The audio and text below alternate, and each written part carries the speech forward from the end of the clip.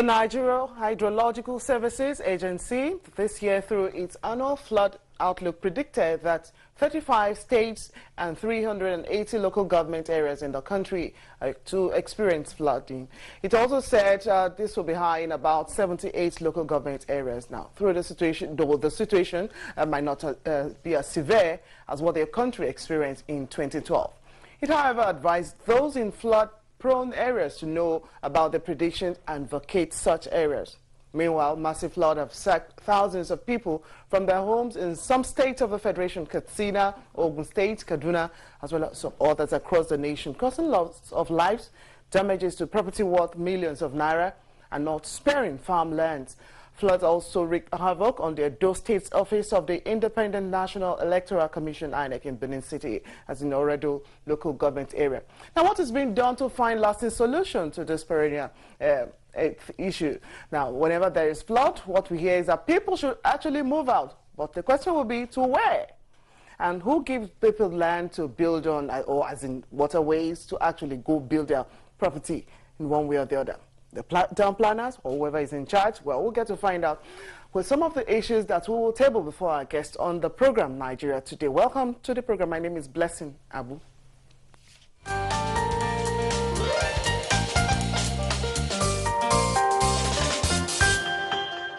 Now to speak with us concerning this issue of flood, the challenges, as well as all that preferring solution, is Engineer Clement Nze. He's a Director, Engineering Hydrological Agency, Services Agency, with us in the studio. We'd like to welcome him to the program. Thank you, madam. Also joining him on set is Town Planner, Mukhtar Galadima, is the Chairman, Nigerian Institute of Town Planners, the FCT chapter. Welcome to the program. It's a pleasure, ma'am. Okay, let's start off. I know, apart from prediction of flood by the agency, that's Nigerian Hydrological Services Agency, what have you done to actually ensure that flood-prone areas adhere to your warnings, really? It's just, we bring out this annual flood outlook. And what prepares the people? How do you prepare the people to be on that? Okay, thank you for the question. At the beginning of every year, the Nigeria Hydrological Services Agency comes up with the flood scenarios across the country. It is first and foremost made public, the documents, by the Honorable Minister of Water Resources. In this case, Engineer Suleiman Adamu. This we did earlier in the year. And then we follow it up by trying to transmit the information further to the various local government areas, or rather states, that are implicated in our prediction that a flood is likely to occur. So we carry out what we call sensitization program. We move from one state to the other, invite the state emergency management agencies, town planners, traditional rulers, they attend, and all manner of stakeholders to the meeting. We inform them what we have, what we have predicted. We follow it up with a kind of road show. The document is translated in the languages, or the three major languages, Hausa, Igbo, Yoruba, in pamphlets. We go from one place to the other in the marketplaces to inform them this is what we are seeing to happen this year. And also from time to time, weekly, we prepare updates to notify the people this is what is likely to happen. It is a prediction. But why does it seem to be as if this still catch the people unawares, as if, we're not warned, really? And they start counting their losses and bemoaning what government should have done if we had given this warning, if at all. No, so the issue is that people have got acclimatized with their environment where they stay. There are certain habits people put up from time to time that it takes time for them to make adjustments. For instance, maybe when we go into details, you say these things to people where you have put your structure is not proper. They may think, how do I relocate to other locations? People throw waste, solid waste, into the gutter or open drainages. Especially even some community, when you see the heavy runoff passing through the front of their houses, that when they come to discharge the rubbish they have in the kitchen, yes, it's being carried away, but it's going somewhere. Okay. So these are the habits we have that aggravate flooding, no matter the good enough we have a town planner with us today. Yes, the prediction might come, the outlook for flood will come, the natural element will take care of itself, but can't the people take care of what structures they have based on what requests they've made through town planners like yourself? Yeah. Why are we still having this issue over the years? First and foremost, I think it is important to understand the relationship between flooding and planning. Great. Yeah. Break it down for us. Yes. Flooding, in our understanding, is a rise in the volume of water beyond the carrying capacity of that drainage basin. Consequently, we have overspills into adjoining lands. Okay. This could be properties.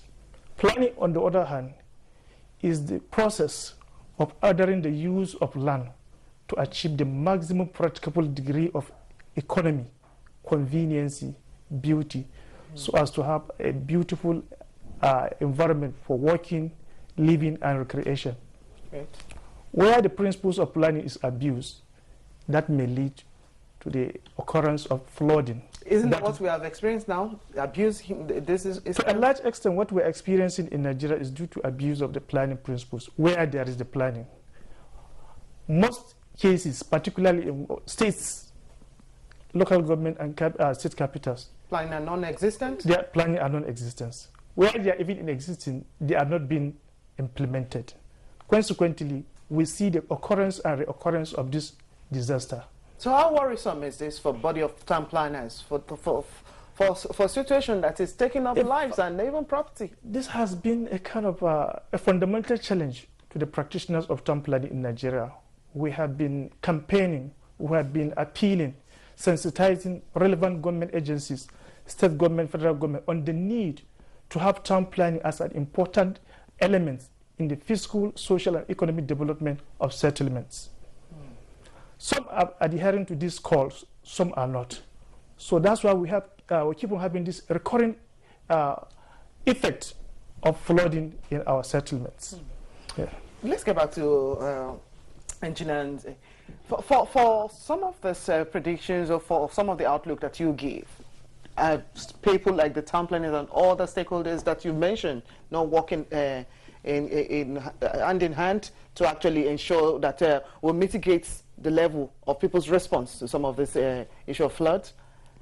Yes, we do, but that's basically, by the time we present our flood outlook or the predictions we have made, we try to involve the relevant stakeholders to inform them. But like he mentioned, my colleague mentioned here, at times implementation will be the problem. It may be beautiful on the paper. They may agree that could be done, but there are some influences here and there that we try to violate. Like we were in Ogun State this August, when there was a flood that took place there. So many things were destroyed. It was in one of the states. Yes, all the relevant agencies were there. The various ministries were there. The Minister of Environment was there, and so on and so forth, to discuss with them. We saw the damages, to further give a direction what should be done. Subsequently, people should be either to be relocated to some safe grounds or whatever to avoid being cleared by the flood. So we normally involve relevant stakeholders, like time planners, to involve when we are doing the presentation. We invite them all over from state to state. Okay, you said something about the need for people to be relocated from those flood-prone areas. Yes. So who is to do this relocation?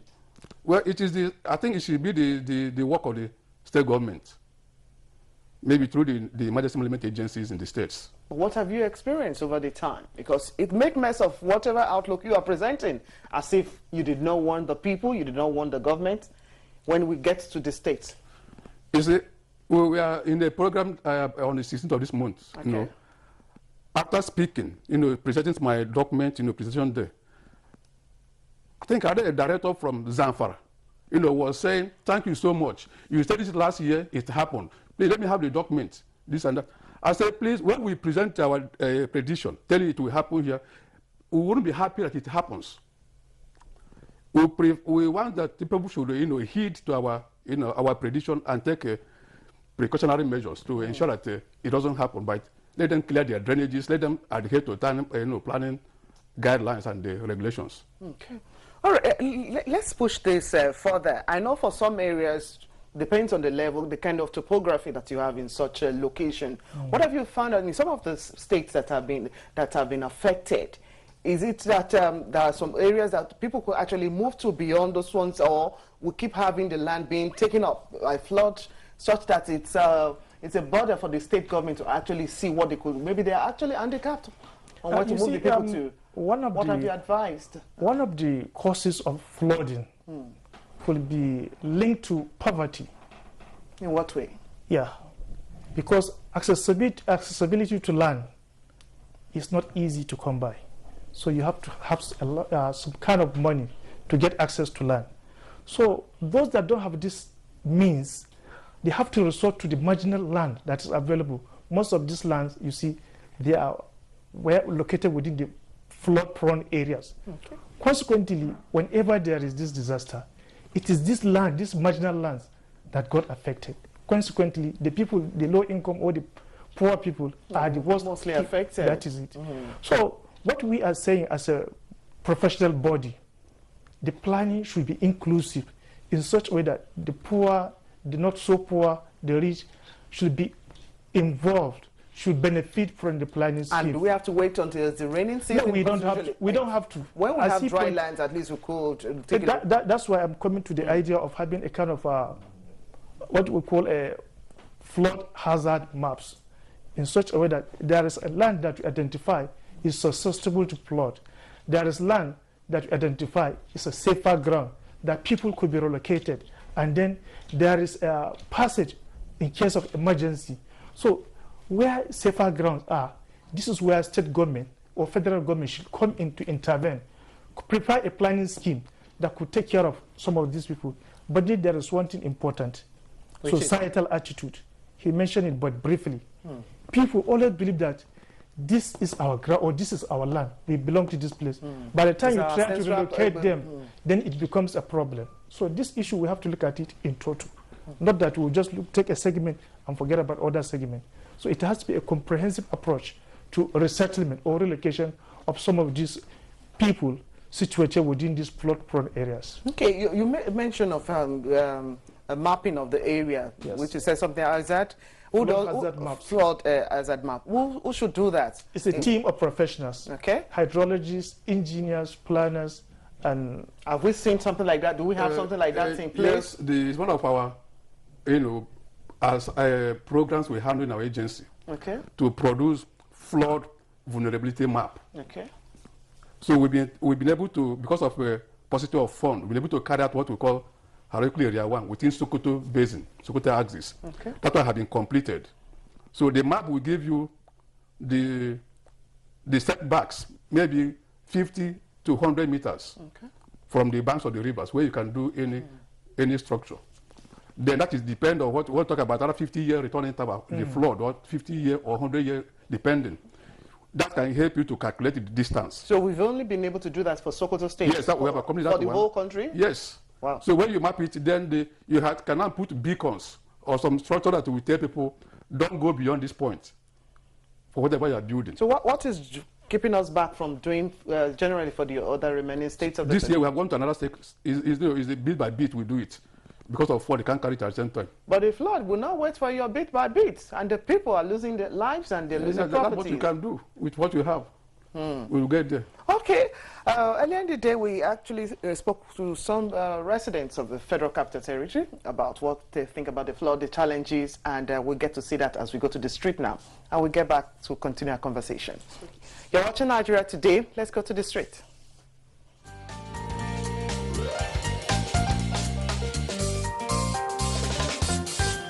Flooding is something that is a threat to humanity, it's a threat to our society.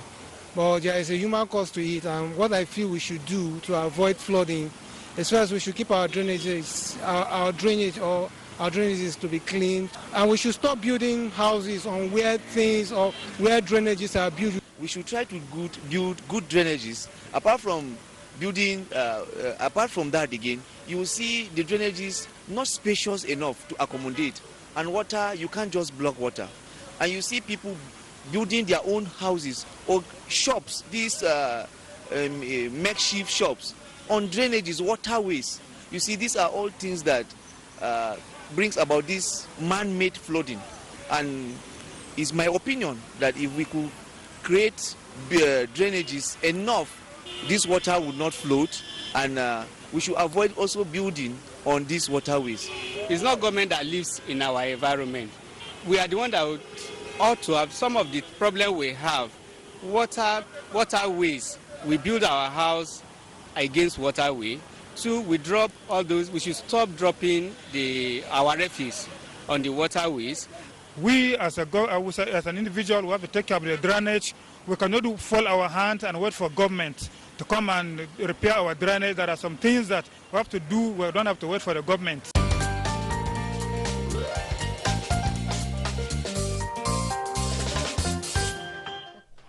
Well, it was in 1979 that music minstrel Afro Juju, Afro beat master fella Nicholas say water, no get enemy, but people are actually making enemies. So with water, there's the activities. Now let's see some other kind of activities that's actually making us prone to issue of flood. And we also gathered information, of course, reaching that the Cameroonian authorities said that with the release of water again from the Lago Dam, already your place is flooded, and having such a volume of water coming again on the land, how should the people prepare? First, let me correct the impression. I speak as a professional in this field, and I'm quite knowledgeable on it. Great. Cameroonian government has not released water from Lago Dam. Okay. So so the Lago Dam in Cameroon is about 7.8 billion cubic meters of water. Okay. Built within Cameroonian catchment between 1977 and 1982. When they were building, they asked Nigeria to build their own within River Benue, so that in case they release water, we will track it. Go into that. But so far, as at this we are speaking now, they've not released water yet. What happens is that we have so many active rivers downstream Lago Dam within Cameroon, okay, and also a lot of them within Nigeria. Their inflows into River Benue is quite enormous. For instance, you have Gongola River, KATSINA River, Dep, Mayokebi, Faro. There are so many of them, Donga. They all discharge into River Benue. So the thing that happened around 22nd of this month, yes, which was wrongly attributed to Cameroon authority releasing water, was because of the flash flood that occurred within the catchment of those rivers. Okay. And they had to find their way into River Benue. So as of today, in fact, we spoke under a regional body called Niger Basin Authority, okay, made up of 9 countries, from Guinea, River Niger, from Guinea down to Nigeria, River Benue side axis. So we exchange information. And Nigeria has an existing MOU between it and the Cameroon with regard to the Lago Dam.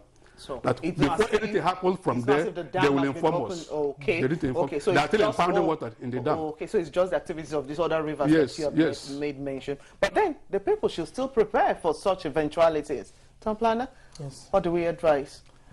The preparation in this context should be seen as maybe early warning signals from the state governments. That's various state emergency agency. There should be early warning signals. And then people should be forced to move out, maybe to a safer ground for some time. And then granting of permit to build within such floodplains should not be granted, because these are the only ways we can safeguard and to protect the occurrence of this flooding, particularly any early warning signals. People should be made to understand that, please, from so-so period to so-so period, we're expecting flooding to occur. So please, you can move to a safer ground. You can go and stay with your relations or other things where it is possible. Where it is not possible, government should make an alternative arrangement to cater for these vulnerable people. What other activities have you seen residents actually do to challenge or to make or to abuse the environment in terms of giving rise to issues of flood? We have this societal attitude, which even people voiced out. People will clear their environment and dump the refuse on a drainage, or where people will just go to just by the bank of the river to build houses. Recently, FCT administration embarked on removing some of these structures that are built within these marginal lands, So you see, we have a lot to do socially, because sometimes some of these people, maybe they will claim ignorance, whereas they are not, because everybody knows where stream corridors are. Everybody knows where this water flows. So, and we know, we have seen instances of flooding and the consequences of flooding. So, well, as government or as a professional body, we can always advise, we sensitize and hold campaigns that please, between this period and this period, we're expecting flooding. So please relocate. Okay, let's see the level of sufficient preparation to actually mitigate these aspects that we're talking about.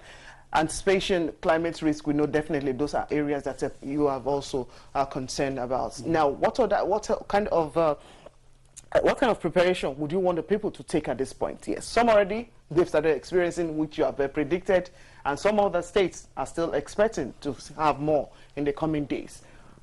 Well, the people should brace up to the realities, like my friend mentioned here.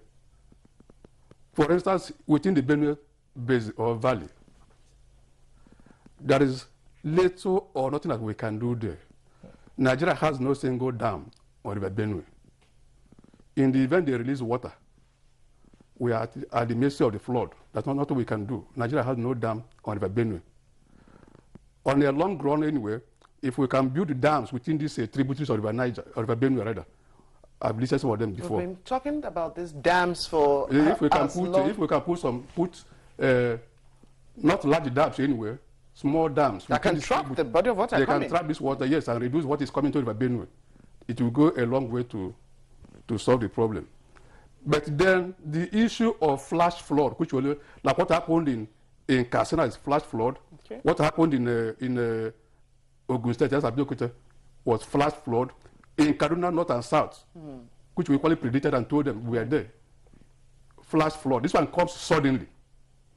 And it is aggravated by blocked drainages. So structures that are built within the floodplain.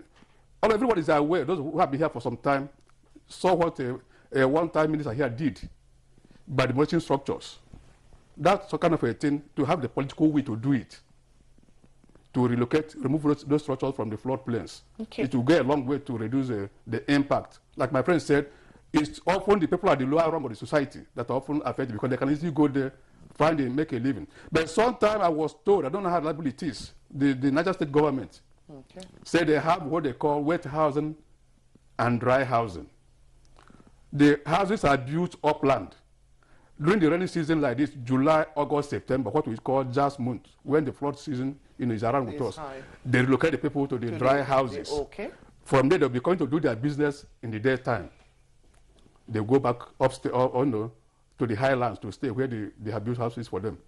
Then, when the flood season recedes, they go back to the floodplain where they are doing their business. Okay. So what other challenges is the body facing in addressing some of those areas, some of this outlook or prediction that you give from time to time, whether it's in the north, whether it's in the south? I know even for south we have more rains, but now you can't even say which is which, because it's as if climate change is giving its own different prediction. Are those ones being addressed? I know the issue recently to Anambra, you gave prediction for Anambra State. Yes, we were there and we told them, and 5 days after we left, that one occurred. But like, you see, it's a societal issue. People feel it will happen. A top of NTA in Lokoja was warned. He said, no, I have been here for a long time. It can't happen. Well, he went to work. By the time he came back in the morning, it was only the clothes he was wearing that was available for him. Because the whole place was washed away. We will continue to intensify our advocacy, to inform people, to plead with them to relocate from those locations, and then government to have the political will. Yes, we have election period, so to say. Like one governor was telling us when we went to see him, if you demolish here, they say because you belong to social party. Meanwhile, water, like you mentioned, fella said it, has no enemy. So it doesn't know who is who, whether who is APs or PDP. It will kill everybody. It's true. So let the governors, the chief executive, have the political will to do what is right. What other means can we use to actually back up implementation of what we actually predict and actually guide in terms of law for the people as well as governments too? No, I think it has to do with enforcement of planning regulations. Where it is being stipulated that nobody should build, we should enforce that regulation, nobody should build. And then I got a concept this evening, the concept of wet and dry houses. Okay, which is good. Which I think as a professional body will look into it, the possibility of having that kind of planning schemes where during dry season, they can come to the do their businesses, and then during rainy season they can go upland. I hope they find farmland so that we'll actually take such structure as well. Anyway, thank you very much, Town Planner Mukhtar Galadima. Thank you very much. He's the chairman, Nigerian Institute of Town Planners, FCT chapter. Thank you for coming on the program. My pleasure. We'd also like to appreciate Engineer Clement Nze, Director Engineering Hydrology at Nigerian Hydrological Services Agency. We thank you for your time. Thank you so much. That's the program today.